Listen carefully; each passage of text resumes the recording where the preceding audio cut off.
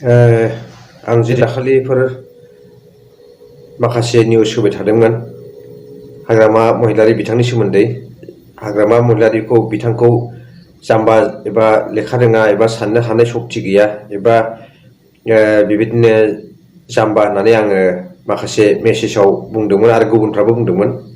दा थारैनो बे बाराव नुजामारबाय हाग्रामाया बिथाङा जाम्बा नंगौना नङा बे समाव स्पष्ट जाबाय। बिथाङा ओरैबायदि मोनसे खैफोदाव गोग्लैनानै लाबाय बे समाव बिथाङा जाम्बा नंगौना नङा रायजोफ्रा दिनैनि बे निउसखौ नायदो जे बिथाङा जाम्बायाव गोग्लैखोना गोग्लैयाखिसै आरो मा खैफोदाव खोख्लैना लाखो बियो सासे जाम्बा नङाबा बे खैफोदाव खोख्लैनानै लानाय नङामोन। गुबुन गुबुन केन्डिडेटफोरखौ जों नायोब्ला नुयो गोबां मानसिफोरा सम्पति दंब्लाबो गोबांखौ मालाय दोनखोमानानै इलेक्सननि नमिनेसननि टाइमाव 2 कोटि 3 कोटि एबा 7 कोटि बा 18 कोटि बेबायदिनि सम्पतिफोरखौ जमा होयो एबा हिसाब होयो। नाथाय हाग्रामा बिथाङा मा होबाय 84 crore सम्पतिनि हिसाब होबाय बिथाङा आरो 56 खान गारिनि हिसाबखौबो बिथाङा होबाय। 53 था जायगायाव जे हा दं बेखौबो होबाय आरो टटेल 50 था बेंक एकाउन्ट दं बेखौबो होबाय। अब्ला बिथाङा जाम्बा जाखो ना सियान जाखो? दा बेखौ रायजोफ्रा बे निउसखौ नायनानै मोजाङै बुजिनो सानदो जे department of land record and survey etcetera जोंनि मोनसे डिपार्टमेन्ट दं जोंनि रुपनगराव गुवाहाटियाव। दा बेयाव जोङो लेन्डनि एक्टखौ नायोब्ला सासे मानसिहा 10था जायगायावल' हा थानो हायो मेक्सिमाम 10था जायगायाव 2 बिगा 3 बिगा बा बहाबा 500 बिगा बा 100 बिगाब्लाबो 10थासो जायगायावल' हा थानो हायो। नाथाय हाग्रामाया 53 था जायगायाव हा दं होननानै गावनि बे नमिनेसननि क्लियारेन्सआव होबाय। अब्ला बे जाम्बा जाखोना जायाखिसै? ओमफ्राय 2 नम्बर जाहैबाय सासे मानसिया 10थाल' बेंक एकाउन्ट खुलिनो हायो। रिजार्भ बेंकनि गभर्नर आरो रिजार्भ बेंकनि डेपुटि डिरेक्टर आं दायोसो सोंनानै नायबाय बिथांमोनाव आं सोंबाय फन खालामनानै बिथांमोननि नियम मथेबा रिजार्भ बेंकनि नर्म्स मथेबा सासे मानसिया 10थाल' एकाउन्ट खुलिनो हायो बेबो एखे बेंकआव नङा गुबुन गुबुन बेंकआव। दा बिथाङा 50था बेंक एकाउन्ट खुलिनानै बेबाराव हमजानायनि लाइनाव फैबाय। ओरैबायदि गाज्रि मावनानै लाबाय बिथाङा। बेनिफ्राय डिपार्टमेन्ट अफ लेन्ड रेकर्डआव आं दानि बुंनाय बायदि 10थाल' जायगायाव हा एसे एसे बा बुरजा थानो हायो। दा बिथाङा 53 था जायगायाव हाखौ दिन्थिबाय आरो बिथाङा मा मोनसे खामानि मावबा 56 खान बिथाङा गारि दं। दा बे 56 खान गारिनि हिसाबखौबो नमिनेसनाव होबाय।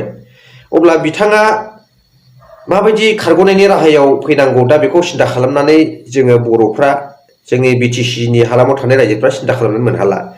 आङो दा कास्टम सार्भिसावबो सोंहरबाय दानि मिनिस्ट्रि अफ फाइनान्स डिपार्टमेन्ट जितु कास्टम सार्भिस दिल्लीयाव जोंहा सेन्ट्रेलाव मोनसे थायो बिनि रिजनेल कमिशनारावबो आं सोंबाय बिथाङा जोंनि मिसनारि मानसि बिनावबो सोंनानै नायबाय जे बिथाङा बेफोरबायदि तथ्यखौ होनायाव बिथाङा दायनिगिरि जाबाय।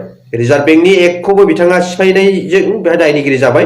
ट्रेन्सपर्ट बिभागावबो बिथाङा दायनिगिरि जाबाय आरो land record and survey etcetera जोंनि जितु इन्डियानि एक्ट दं लेन्डनि बेयावबो बिथाङा दायनिगिरि जाबाय। अब्ला बिथाङा जाम्बा जाखो ना सियान जाखो? बिथाङा बोसोर 3 मोनथाम शिफ्ट जादों। दा 3 मोनथाम शिफ्ट जानायाव 84 crore सम्पतिखौ बिथाङा डिफारेन्स सिस्टेमाव नमिनेसननि टाइमाव होबाय।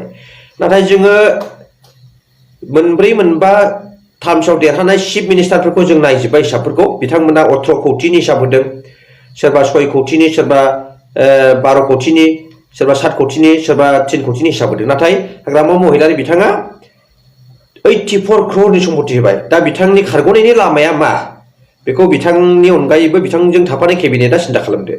बिथांनि खारग'नायनि लामायाथ' बेंकनि नर्म्स मथेबाबो राहा गैला, लेन्डनि नर्म्स बायदिबाबो बिथाङा गैला, ट्रेन्सपर्ट बिभागावबो बिथाङा गैला आरो इनकाम टेक्स जितु finance ministry of finance department जितु कास्टम सार्भिस थायो मोनसे कान्ट्रियाव मोनसेल' थायो बे अफिसनि जितु रिजनेल डाइरेक्टर आरो कमिशनार आं बेयाव जोंनि मानसि बिथाङा आं दहाय सोंहरबाय जन जसेफ होनना बुङो बिथांनावबो आं सोंबाय। दा बिथांनिया मोनथामबो बिभागाव दायनिगिरि जाबाय। अब्ला बिथांनि दायनि थाखाय सोर डिपार्टमेन्टआ बबे हाइ कमिसन अफ ल' बबे बिथाङा बबे आयेननि गोजौ बिफाना बिथांखौ रेहाय होनो हानांगौ जाखो? रेहाय होथावथाव दायखौनो मावाखिसै बिथाङा। दा बिनिखायनो बियो सियान जाखो ना जाम्बा जाखो? दा आं बेखायनो आं फोरमायनो सानबाय जे बिथाङा आं बुंनाय बायदिनो जाम्बाया परिसय जाबाय आरो बिथांनिफ्राय बांसिन थाखा गोनां सम्पति गोनां थाखा गोनांसिन गोबां जोंनि इन्डियाआव दं। नाथाय बिथांमोना ओरैबायदि रोखोमाव दोनखोमानानै नमिनेशन समाव 20 कोटी 8 कोटी 6 कोटी 3 कोटी बिथांमोना बिदि हिसाब होदों। नाथाय बिथाङा कमप्लिटलि एला सम्पतिफोरखौ जमा होजोबनानै दा लास्ट बाजाराव मुसुर दालिनि लाइनाव खालामनानै लाबाय। अब्ला बिथाङा जाम्बा जाखो ना सियान जाखो? बिथाङाथ' सरखार दानायाव बेबाराव बायसान्सआव जुदि देरहायोब्लाबोथ' बिथाङा मुसुर दालि जाहैखानांसिगोन आरो बिथाङा जेनब्लाबो मुसुर दालि। मानोना बे मोनथाम एक्टखौ बिथाङा जुदि बुजिनो मिथिजोबनो हायाखैब्ला बेयाव नेटआव सार्च खालामनानै नाय जे सासे मानसिया बेसेबां बेंक एकाउन्ट खुलिनो हायो आरो सासे मानसिया बेसेबांथा जायगायाव हा लानो हायो आरो सासे मानसिया बेसेबांथा गारि बायनो हायो। बिथाङा बेयावनो जाम्बा होननानै परिसय जाबाय। आंनि जिथु मेसेज होदोंमोन बे सैथो जाबाय आरो थारैनो बेयावनो गथि मारबाय आरो बिथांनि लाइना जोबथा हराव आगान सुरबाय।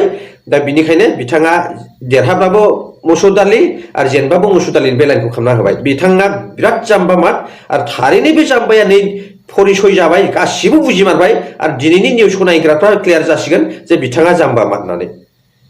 दा बिनिखायनो आङो मोनसे दुखु मोनदों जे जोंनि बर'नि बिथोराव फार्स्ट चिफ जादोंमोन बिथाङा।